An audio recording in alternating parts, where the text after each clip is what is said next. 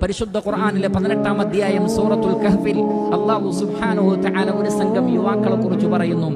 ഇന്നഹും ഫിതിയ, അവർ കുറച്ച് യുവാക്കളാണ്. ആമനൂ ബിറബ്ബിഹിം, അവർ അവരുടെ റബ്ബിൽ വിശ്വസിച്ചു, ഈമാനുള്ളവരായി. അപ്പോൾ അല്ലാഹു എന്തു ചെയ്തു?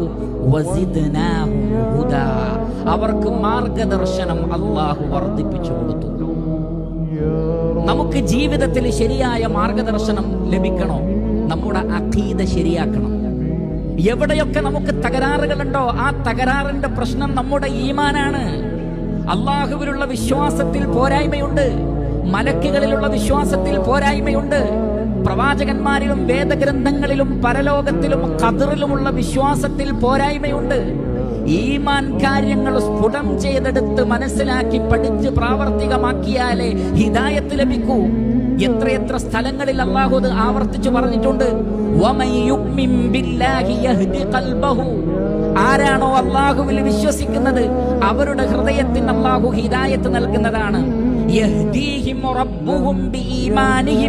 അവരുടെ ഈമാൻ കാരണം അല്ലാഹു അവർക്ക് ഹിദായത്ത് നൽകുന്നതാണ്. ആ യുവാക്കൾക്ക് അല്ലാഹു സുബ്ഹാനഹു വ തആല ഈമാൻ നൽകി. ആ ഈമാൻ കാരണത്താൽ എല്ലാ ഖൈറാത്തുകളിലേക്കും എല്ലാ ഹിദായത്തിലേക്കും അല്ലാഹു സുബ്ഹാനഹു വ തആല അവരെ വഴി നടത്തി.